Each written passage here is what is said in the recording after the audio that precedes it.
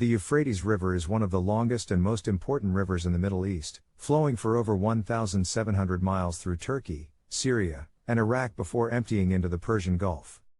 The river has long been a vital source of water for agriculture, transportation, and power generation, but in the 20th century, several large dams were built along the river to harness its hydroelectric potential. The first of these dams was the Kaban Dam, which was completed in 1974 in eastern Turkey. The Kaban Dam is one of the largest dams in Turkey, with a height of 168 meters and a reservoir capacity of over 30 billion cubic meters. The dam was built primarily for hydroelectric power generation, but it also provides water for irrigation and flood control. The dam's power plant has a capacity of 1,330 megawatts and generates over 5 billion kilowatt hours of electricity each year. In the years following the completion of the Kaban Dam, several other large dams were built along the Euphrates River. These dams include the Karakaya Dam, the Ataturk Dam, and the Biricik Dam, all of which are located in Turkey. The Ataturk Dam, which was completed in 1992, is the largest of these dams, with a height of 169 meters and a reservoir capacity of over 48 billion cubic meters. The dam's power plant has a capacity of 2,400 megawatts and generates over 8 billion kilowatt hours of electricity each year.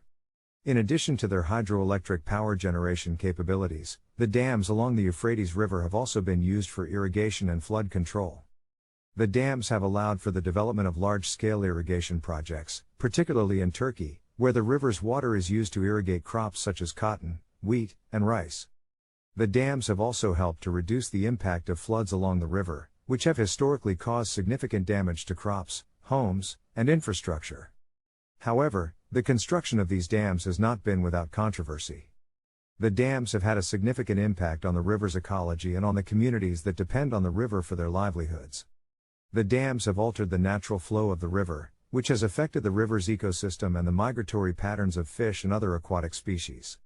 The dams have also displaced communities along the river, particularly in Syria and Iraq, where large areas of land have been flooded by the dam's reservoirs. The construction of dams along the Euphrates River has also been a source of tension between the countries that share the river. Turkey, which controls the headwaters of the river, has been accused of using the dams to exert control over downstream countries, particularly Syria and Iraq. These countries have raised concerns about the impact of the dams on their water resources and have called for greater cooperation and sharing of the river's waters. The Euphrates River is one of the longest and most important rivers in the Middle East, flowing for over 1,700 miles through Turkey, Syria, and Iraq before emptying into the Persian Gulf. The river and its surrounding ecosystems are home to a diverse range of wildlife, including several species of fish and bird.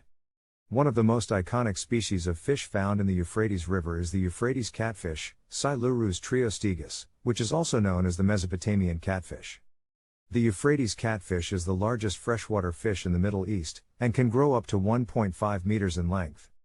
The species is a popular target for commercial and recreational fishing, and is an important source of protein for local communities. Another important fish species in the Euphrates River is the common carp, Cyprinus carpio. The common carp is not native to the region, but was introduced in the early 20th century as a food fish and has since become one of the most widely distributed fish species in the world. The species is now an important part of the Euphrates River ecosystem, and is widely fished for both commercial and recreational purposes. In addition to fish, the Euphrates River and its surrounding wetlands are also home to many bird species. One of the most abundant bird species in the region is the great cormorant, Phyllacrocorax carbo, which feeds on the river's fish. The great cormorant is a large, black bird with a distinctive hooked bill, and can be found along the river throughout the year. Other bird species found along the Euphrates River include the western reef heron, Egretta gularis, the Eurasian spoonbill, Platyli leucorodia, and the common kingfisher, Alcedo athis. These species, along with many others, rely on the river's wetlands and riverbanks for feeding and nesting. However, the wildlife of the Euphrates River faces many challenges, including habitat loss, pollution, and overfishing. The river's wetlands and riparian habitats are under threat from urbanization, agricultural expansion, and dam construction. Pollution from industry and agriculture is also a significant problem, with many parts of the river contaminated with heavy metals and other toxins. The Euphrates River is widely considered to be the birthplace of agriculture, where humans first began to domesticate plants and animals in what is now modern-day Iraq, Syria, and Turkey. The river played a crucial role in the development of early human civilizations, providing a reliable source of water and fertile soil for crops. One of the most significant achievements of early human civilization in the Euphrates River Valley was the development of irrigation systems. By diverting water from the river and directing it to their fields, farmers were able to cultivate crops on a much larger scale than ever before. These irrigation systems allowed farmers to grow a wider variety of crops and to produce surplus food, which could then be stored and used to support larger populations. Some of the earliest crops to be domesticated in the Euphrates River Valley included wheat, barley, and lentils. These crops were well suited to the region's dry, semi-arid climate, and provided a reliable source of food for early human populations.